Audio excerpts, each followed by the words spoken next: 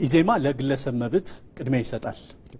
የግለሰብ መብትን በመፍቀድ ሂደት ውስጥ ቡድኖች እንዳይጨፈለቁ ምን አይነት የዋስትና ስርዓት አላችሁ? የግለሰብ መብት መከበር በራሱ ለቡድኖች ዋስትና ነው። አንድ ግለሰብ ራሱ ማንነቱን ካከበርንለት መብቱን ካከበርንለት ያ ግለሰብ ከሚመስላቸው ሰዎች ጋር ተሰብስቦ ሁለት ሶስት ይሆኑ የተሰበሰቡበትን መብት አክብሩልን ሲሉ የዛን የግለሰቦች መብት ስናከብር እኮ ኮሌክቲቭሊ የግሩፖች መብት እያከበርን ያለ ነው። ኢትዮጵያ ውስጥ እንደውም በጣም ሚስ አንደርስታንድ እየተደረገ ያለው ጉዳይ ይሄ ነው። የግለሰቦች መብት በትክክል ባለመከበሩ ምክንያት ነው አሁን በቡድን መብት ስምም የግለሰቦች መብት እየተጨፈለቀ ያለው። የርሶ መብት ተከበረ ማለት ከርሶ ጀርባ ያለ ቡድን መብት እንዴት ነው ኮሌክቲቭሊ እኔ ቡድን ብዬ የምሰበስባቸው ሰዎች ወይንም ከኔ ጋር የተሰበሰቡ ሰዎች ሁላችንም መብት በጋራ ተከበረ ማለት እንደ ግሩፕ ያለን መብት ደግሞ ተሰብስበን ስንመጣ የማይከበርበት ምክንያት የለም። መብት የሚመነጨው ከግሩፕ ከግለሰብ ነው። ግለሰቦች ተሰብስበው ደግሞ የሚፈጥሩት ቡድን አብሮ ከግለሰቦች ጋር የማይነጣጠል መብት ስለሆነ የቡድኖች መብት እየተከበረ ይሄዳል እንጂ ስለ ቡድኖች መብት ስናነሳ ባህል ስለ ቡድኖች መብት ስናነሳ ቋንቋ አለ ከጀርባ። ስለዚህ እርሶ አንድ ግለሰብ ሆነው እርሶ የመጡበት ቋንቋ እርሶ የመጡበት ባህል እንዴት ሊወከል ነው የሚችለው? የግለሰቦች ስብስብ እኮ ነው ማህበረሰብ የምንለው። የግለሰቦችን ስናከብር የማህበረሰቡን የስብስቡን እኮ መብት እያከበርን ነው የምንለው። አራተኛው የፖለቲካ ፓርቲ ትብብር ለኢትዮጵያ አንድነት ነው። ትብብር ለኢትዮጵያ አንድነት ከዚህ ከመድረክ ለማነሳቸው ጥያቄዎች ምላሽ የምትሰጡ ይሆናል። በማኒፌስቶአችሁ ውስጥም በግልጽ አልተቀመጠም። እናንተም ቀደም ሲል ስታቀርቡ ይሄ ነው በሚል ልታቀርቡ አልቻላችሁምና የምትከተሉት የፌዴራሊዝም ስርዓት ምንድነው? ህብረ ብሔራዊ ፌዴራሊዝም የሚሉትን ሁለት ሶስት ጊዜ ሰምተናቸዋል። ነገር ግን እኛውንም የምንለው በጂኦግራፊ አቀማመጥ ባላንስድ የሆነ የሪሶርስ ክፍፍል ያለበት ስብጥር ያለበት ቋንቋን፣ ባህልን፣ ታሪክን ለአስተዳደር አመችነትን በተመለከተ እና ይዋቀራል። ለምሳሌ አሁን ባለው ስርዓት ራሱ በዛ ባለው ስርዓት ራሱ ህገ መንግስቱን ሳይነኩት ምክንያቱም የፌደራል አስተዳደሮች ብሎ 9 ክልሎችን የመዘገበው ህገ መንግስቱ እንዳለ ሆኖ ግን አዳዲስ ክልሎች ተመስርተዋል ገብተዋል። ለምሳሌ ደቡብ ምዕራብ ኢትዮጵያ ጥያቄ እናንተው ፓርቲ ላይ ነው። ትብብሩ ቀደም ብለው እርሶ ባሉት መልክ መልክዓ ምድራዊ ፌዴራሊዝምን የሚከተል ከሆነ አሁን ኢትዮጵያ ብዙ የማንነት ጥያቄዎች በተለያየ አካባቢ ይነሳሉ። በመልክዓ ምድር ክልሎችን የምታዋቅሩ ከሆነ ይሄ የሚነሳው የማንነት የቋንቋ የብሔር ጥያቄ በምን መንገድ ነው ምላሽ የሚያገኝ? ትክክል። የመጀመሪያው ጥያቄ ዲሞክራሲ ኢትዮጵያ ውስጥ ተሰጠ ወይ? አልተሰጠም፣ አልታየም። እያንዳንዱ ዜጋ እያንዳንዱ ሰው የራሱን መብት በሚያስከብርበት መንገድ ሐሳቡን ገልጾ አሳሰቡን ገልጾ አሳሰቡ የሚከበርበት መንገድ አልታየም። ብዙ ጊዜ አሁን ብልጽግናም ሌሎች የምንሸሸው አንድ ነገር አለ። ኢትዮጵያ ውስጥ የተዘራውን ትርክት እንዴት ነው የምንፈታው የሚለውን ነገር በተደጋጋሚ ተነስተዋል።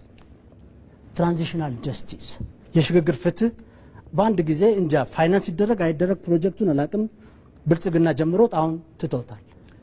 ስለዚህ የሽግግር ፍትህ ሲሰፍን ክቡር ተከራካሪያችን ጥያቄን በቀጥታ ይመልሱልኝ። የኔ ጥያቄ ትብብሩ መልክዓ ምድራዊ ፌዴራሊዝምን እከተላለሁ ካለ በተለያየ አካባቢ ለሚነሳው የብሔር የማንነት እውቅና እንዴት ነው የሚሰጠው ነው? ጥሩ። ይህን ህዝቦች ራሳቸው ይነጋገራሉ፣ ህዝብ ራሱ ይነጋገራሉ የምንለው ህዝቡን ቁጭ አድርገን እናወያያለን። አማራጭ ፖሊሲያችሁ ምን ይላል ነው? አቀረባችሁልን። አመሰግናለሁ። እኔ ላግዛ።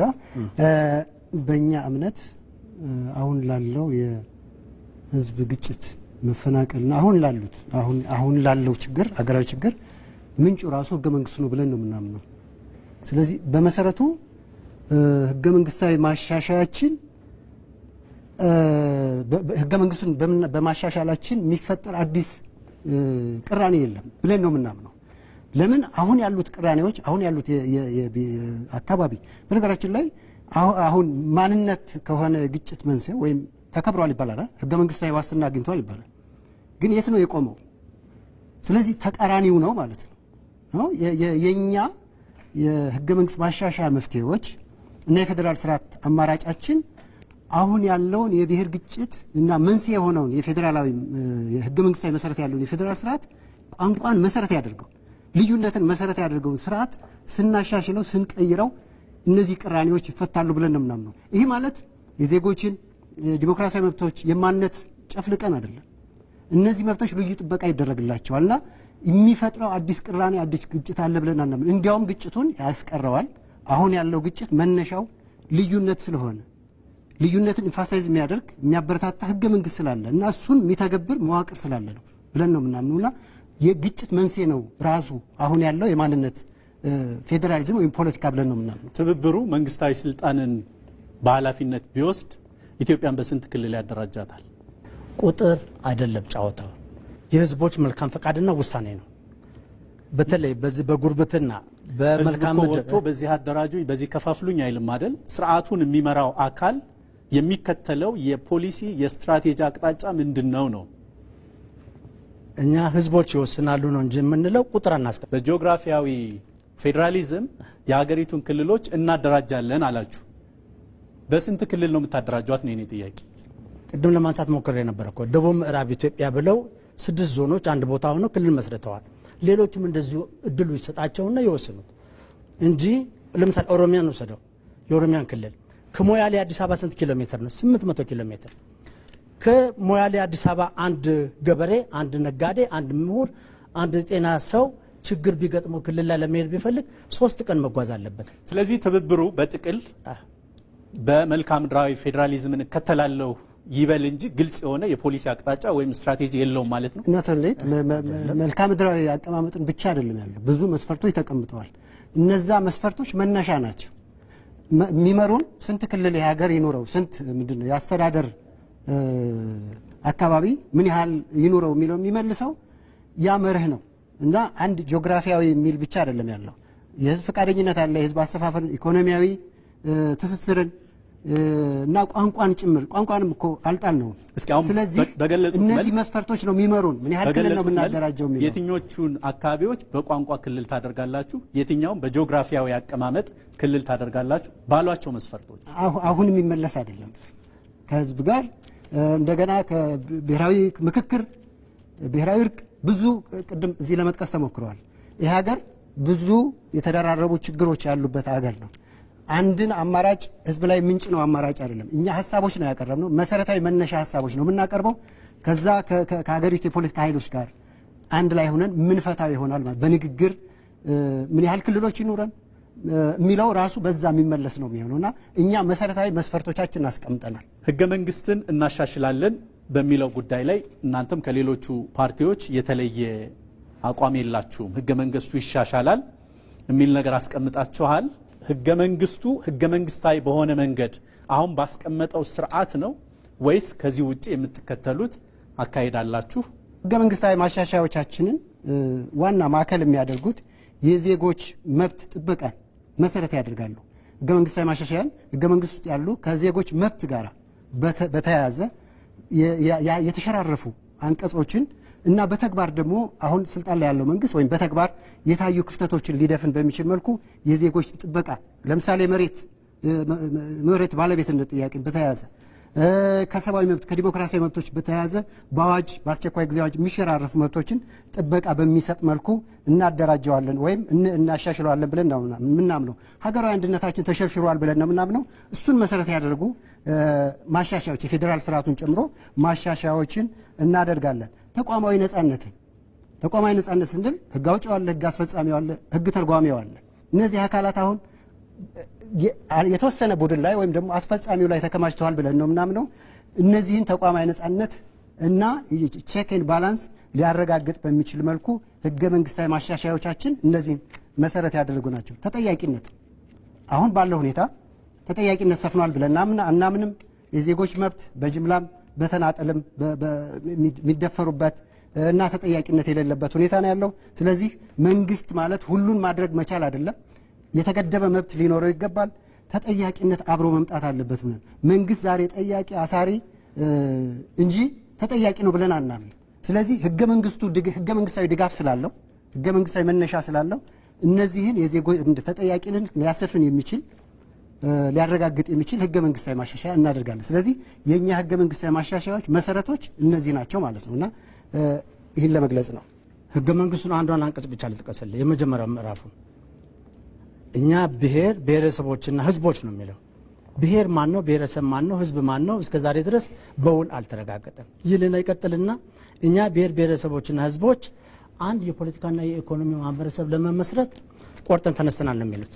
አንቀጽ 39 ጋር ሄድና ደግሞ እስከ መገንጠል ድረስ ይላል በማንኛውም ጊዜ ላይ። ስለዚህ አንድ ቤት እንሰራለን ያለ ማህበረሰብ መገንጠልን ሲያመጣ ምንድን ነው የሚሆነው? ማን ነው ከመካከል የሚገነጠለው? ስለዚህ እዛ ቦታ ላይ ኢንቨስት ላድርግ አላድርግ፣ መሰረተ ልማት ራሱን ላስፋፋ ላላስፋፋ ጥያቄ ውስጥ ይገባና እንደዚህ የተዋሰኑ ተቃርኖዎችን በህገ መንግስት ውስጥ ሲፈቱ ነገሮች ይፈታሉ። እና በተቃርኖ የተሞላ ህገ መንግስት ተሸክመን መሄዱ አሁንም የሚያዋጣ ነገር አይደለምና ህገ መንግስቱን በህዝብ ፍቃድ ነው። ህዝብ አትንካብኝ ካለ አትንካብኝ ነው። ይሄ ይሻለኛል ካለ የራሱ ፍቃድ ነው። ግን እኛ ይሻላል የምንለውን ሀሳብ እናቀርባለን፣ እናወርዳለን፣ እንወያያለን። በተወካዮች በኩል ነው አይደል ጥያቄ የሚያቀርበው። አሁን እናንተ ነገ ስልጣን ብትይዙ የህዝብ ውክልና አግኝታችሁ ነው ወደ መንግስታዊ ኃላፊነት የምትመጡት። ስለዚህ ያንን ኃላፊነታችሁን እንዴት ነው ተግባራዊ የምታደርጉት ነው ጥያቄ። ይሄ ህገ መንግስት ትብብሩ የመንግስታዊ ኃላፊነትን ቢይዝ በምን ያህል ጊዜ ውስጥ ማሻሻያ ይደረግበታል? ልክ ህገ መንግስቱ አሁን የሚሻሻልበትን መንገድ እኮ አስቀምጦታል። የህዝብ ተወካዮች ምክር ቤትና የፌዴሬሽን ምክር ቤት አሉ። ሁለቱም ራሳቸውን የቻሉ ህጋዊ ተቋሞች ናቸው። እነሱንማ ልታፈርሷቸው እኮ ነው እናንተ ስትመጡ። አሁን ያለውን አወቃቀር አፍርሰን መልክዓ ምድራዊ ቋንቋና ሌሎች አደረጃጀቶችን እንከተላለን ብላቸዋል። ህገ መንግስቱ አሻሽሉኝ ያለው አሁን ያለውን አወቃቀር መነሻ አድርጎ ነው። ክልሎች አሁን ያሉ ክልሎች ማለት ነው 2/3 ድጋፍ ሲሰጡ ህዝብ ተወካዮችና የፌዴሬሽን ምክር ቤት በ2/3 ድምጽ ሲያጸድቁ አሻሽሉኝ ብሏል ህገ መንግስቱ። እናንተ ስትመጡ ይሄን ታፈርሱታላችሁ። ምኑ ነው የሚፈርሰው? እኮ በጂኦግራፊያዊ አወቃቀር ሀገሪቱን እናደራጃለን እያሉ አይደል? የህዝብ ተወካዮች ምክር ቤት እኮ ነው እኔን አሁን ስልጣን የሚሰጠኝ። ጠቅላይ ሚኒስትር የሚያደርገኝ እሱ ነው። እሱን አፍርሼ እንዴት ነው ስልጣን የሚኖረኝ? ስለዚህ እሱ ነው ቁጭ ብሎ የሚመክረው። እስከ ዛሬ ድረስ ግን እየመከረ አይደለም ነው። እየተከታተላችሁ ያላችሁት የፖለቲካ ፓርቲዎች በፌዴራሊዝምና ህገ መንግስት ላይ እያደረጉ ያሉትን ክርክር ነው። የፖለቲካ ፓርቲዎች የፓርቲያቸውን አቋም ሲያንጸባርቁ ቆይተዋል። በቀጣዩ በሶስተኛው ምዕራፍ ደግሞ ፓርቲዎች እርስ በርስ የሚጠያየቁ ይሆናል። የመጀመሪያው ተጠያቂ የብልጽግና ፓርቲ ይሆናል። ከሌሎች የፖለቲካ ፓርቲዎች ለሚቀርቡለት ጥያቄ ምላሽ ማብራሪያ ይሰጣል። ነጻነትና እኩልነት ፓርቲ ለብልጽግና ጥያቄዎችን ማቅረብ ይችላል። 3 ጥያቄዎች አሉ ለብልጽግና ፓርቲ። አንደኛው ጥያቄ ክልሎች አሁን እየለሙ ያለበት አግባብ ፍትሃዊ ነው ወይ? ቅድም ስታነሱ ከነበረው የህብረ ብሔራዊ ፌዴራሊዝም አሰራር ጋር የሚሄድ ነው ወይ? መሰረተ ልማቶች እየተሰራጩ ያለበት ሁኔታ፣ አጠቃላይ ልማት ክልሎች ላይ እየተሰራ ያለበት መንገድ ፍትሃዊ ነው ወይ አሰራሩ የሚል ጥያቄ አለኝ። ሁለተኛው በክልሎች ቅድም ሲነሳ እንደነበረው በክልሎች የተለያዩ ግጭቶች አሉ። ቅድም ከብልጽግና ሲነሳ እንደነበረው በአሁኑ ሰዓት ኢትዮጵያ ሰላም ናት የሚል ነገር ሲያነሱ ነበር። በእኛ እምነት ብዙ ቦታዎች ላይ ግጭቶች አሉ። ይህንን ግጭት ማስቆም ብልጽግና ህብረ ብሔራዊ ፌዴራሊዝም ተግባራዊ የሚያደርግ ከሆነ የእውነት የነጠላ ትርክት እና በፊት የነበርንባቸው ስርዓቶች የመጣው ችግር ነው ወይ አሁን ላይ ኢትዮጵያ ውስጥ ያለው ችግር? ብልጽግናስ ይህንን መፍታትና ህዝቡን ወደ ሰላምና ወደ ልማት ማዞር ለምን አልቻለም የሚል ጥያቄ አለኝ። ሶስተኛው ህገ መንግስት ማሻሻል ጋር ተያይዞ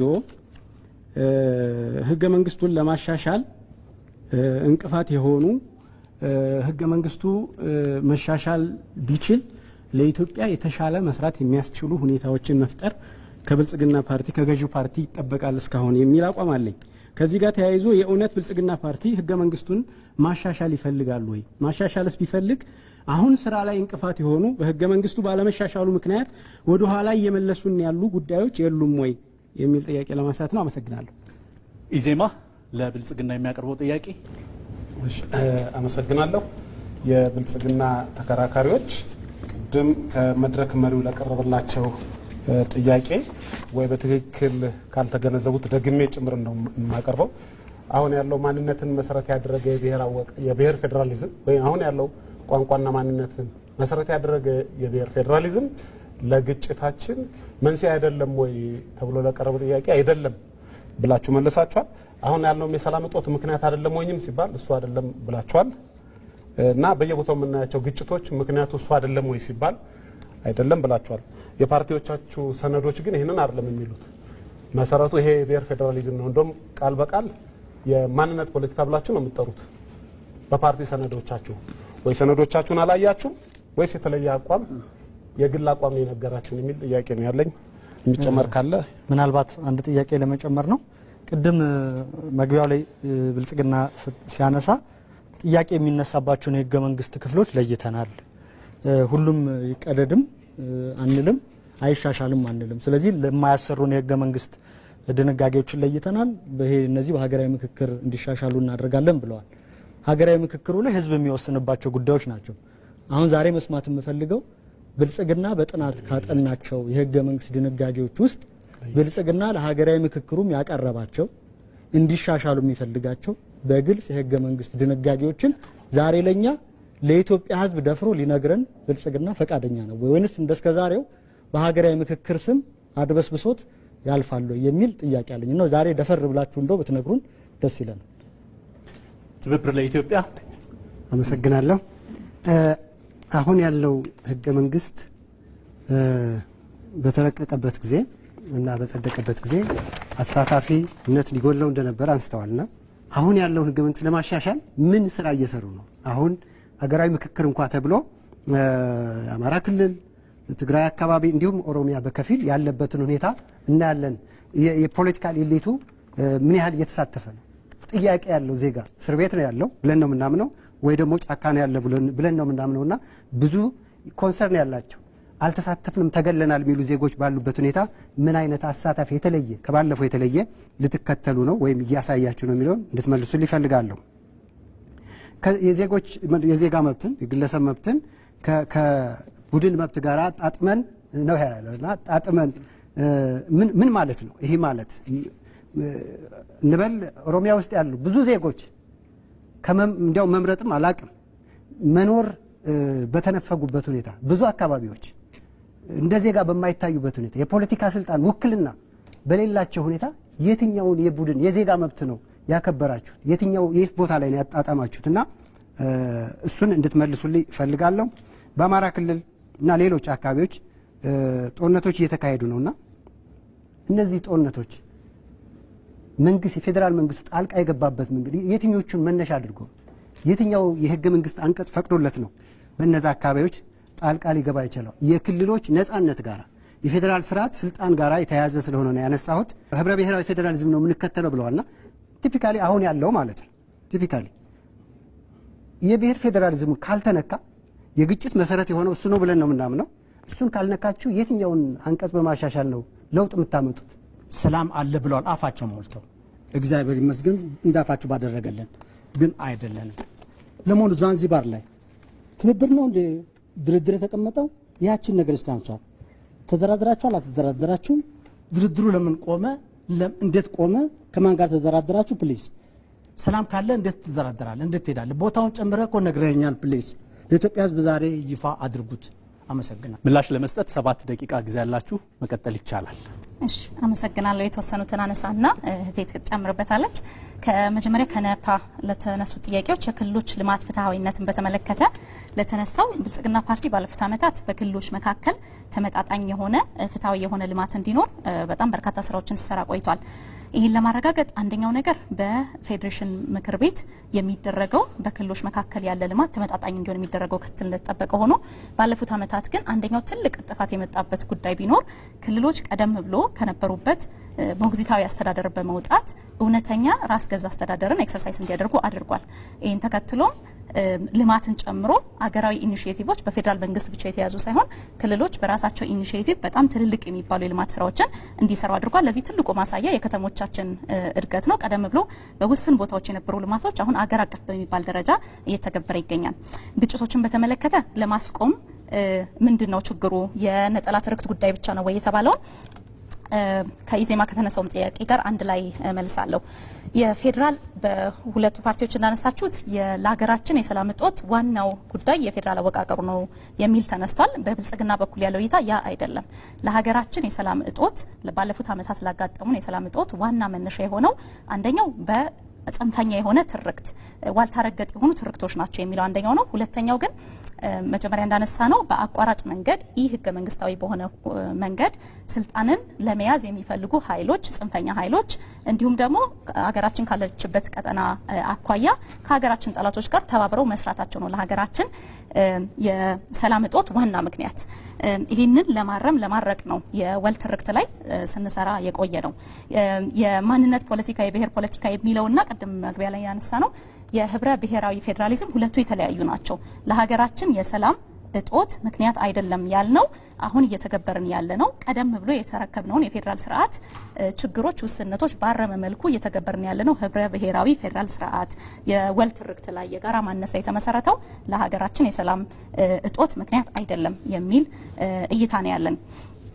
የህገ መንግስታዊ ማሻሻልን በተመለከተ እስካሁን ድረስ ምን እየሰራችሁ ነው? የትኞቹን አንቀጾች ናቸው የሚሉትን አንድ ላይ ላንሳ።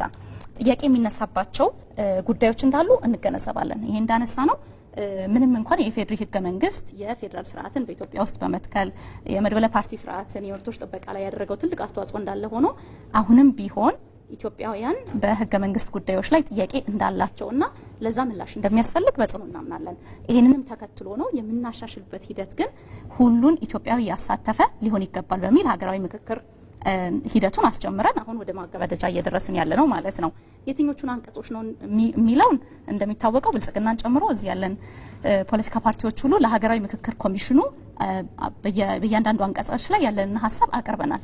ነገር ግን የህገ መንግስት ማሻሻያ ጉዳይ እንደዛ ይሁን የሚለው በዚህ በ2-3 ደቂቃ የሚገለጽ ለምርጫ ፍጆታ የሚውል ነገር አይደለም። ሰከን ባለ መንገድ ለውይይት እንጂ ለክርክር የሚቀርብ ጉዳይ ነው ብለን አናምንም። ለዛም ነው ሀገራዊ የሆነው ምክክር አጀንዳ ከለየ በኋላ በሚደረገው ጉባኤ በዝርዝር ለሀገር ይበጃል የሚባሉ ጉዳዮችን ለይተን ወደ መተግበር የምንሄደው። ተጨምራለች ብልጽግና ለየት የሚያደርገውና ስር የሰደደ አቅም እንዲኖረው ትንፋሽ እንዲኖረው ካደረገው አንዱ ገቢር ነበብ እይታው ነው። የብሔር ፌዴራሊዝም ሀገሪቷን ስለጎዳ ብቻ አይደለም። አሁን የምትመርጡት ህብረ ብሔራዊ ፌዴራሊዝም ብላችሁ ሁላችሁም እንደመሰከራችሁትና እንደተከተላችሁት ብልጽግና ምሳሌ ሆኖ እንዳሳየው ብቻ ሳይሆን እዚች ሀገር ላይ እንደ ትላልቅ እሾህ የተቀበረ ና ለደፍጥጠህ የሚል እሳቤ አለ። እሱን እሳቤ ጭምር በማከም ነው ብሎ ያምናል። ሁለተኛ የመቋሰያ አጀንዳዎቻችን ወደ ፖለቲካ ፍጆታ በማምጣት ሳይሆን ህዝቡን በማለስለስና እውነተኛውን በጋራ አብሮ የመኖር ልማዱንና ባህሉን እንዲያዳብር በማገዝ ጭምር ነው። ሶስተኛው ህገ መንግስቱን ማሻሻል መፈለጉ ብቻ አይደለም። ለዚች ሀገር መፍትሄ ኢኮኖሚካሊ ማደግ ስላለበት ህብረተሰቡ መስተጋብሩን አሳድጎ አብሮ ማምረት አለበት። የሰላምን ትንፋሽ መለማመድ አለበት። መቀራረብ አለበት እንጂ እንደተሰበከው እሾክ ፌዴራሊዝም እኮ ኤሌጋንት ነው። ሙያተኞቹ የሚሉት ኤሌጋንት ነው። መሬት ላይ ወርዶ ሲተገበር ግን ሶፊስቲኬትድ። እሱን ችግር ለመፍታት እዚህ ላይ ችክ ብለን ብቻ ወደፊት ወደ ኋላ ማርሽ እየሳብን ሳይሆን መስራት ያለብን ህዝቡን በማንቃት በማደራጀት ለስራ በማምጣት ይቅር እንዲል ወደፊት እንዲሻገር እንዲተባበር ኃይል በመስጠት ነው ብሎ ኦርኬስትሬትድ የሆኑ መፍትሄዎች ነው ያበጃ ያለውና ለህዝቡ ፍለፊት ቆመን እኛ በድፍረት የምንነግረው አመጣጣችንና ያጭር ጊዜ ታሪካችንም የሚያሳየው የፖለቲካ ፍጆታ አይደለም። ህብረ ብሔራዊ ፌዴራሊዝም ተሳትፎንና አካታችነትን ማዕከል አድርገን እንሰራለን። ነገር ግን ደግሞ የኋላ ትዝታ የሚይዛቸው ለፖለቲካ ፍጆታ ደግሞ አጀንዳ የሚመዙትን ደግሞ የማስተካከል ሚዛን የመስጠት አካሄድ ይሄዳል። ሁለተኛው ዛሬ ለህዝቡ ፍለፊት ቆማቸው የተባለው የፓርቲያችንን ፕሮቶኮል እንጠብቃለን። እንደ ፓርቲ ሚዛን ጠብቀን ለህዝባችንና ለቀጣዩ ትውልድ ቁርሾና ህመም የማያሳልፍ ህገ መንግስቱን ማስተካከያ የምንላቸውን ሀሳቦች ሰጥተናል። ያኔ ህዝቡ ከሰጠው ጋራ አብሮ በፕሮቶኮሉ የሚታይ ይሆናል። ሌላው አልተደራደራችሁም ወይ? ብልጽግና ስልጣን በያዘበት ቀን እኮ እንዳትታዩ የተባሉ ፓርቲዎችን በድፍረት ነው አብረን እንስራ ያለን። እኛ እኮ አብረን የመቆማችን ውጤት ዛሬ የብልጽግና ምህዳር ማስፋት ውጤት ነን።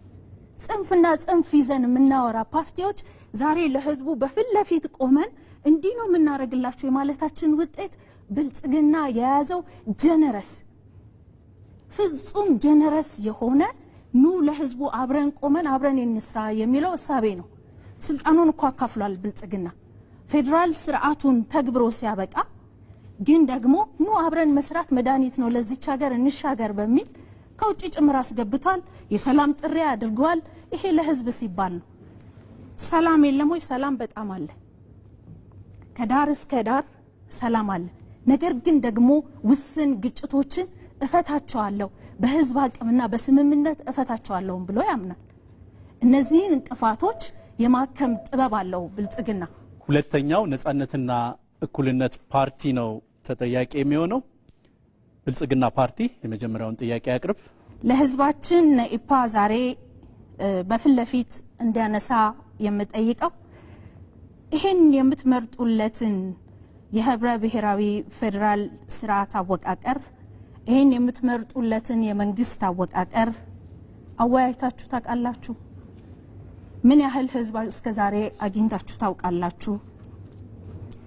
ሁለተኛው ለዚች ሀገር መፍትሄ በእውነት በጽኑ ቆማችሁ ከሆነ ምህዳሩ ላይ የተፈጠረውን እድል በአግባቡ ተጠቅማችሁበት ነበር ወይ?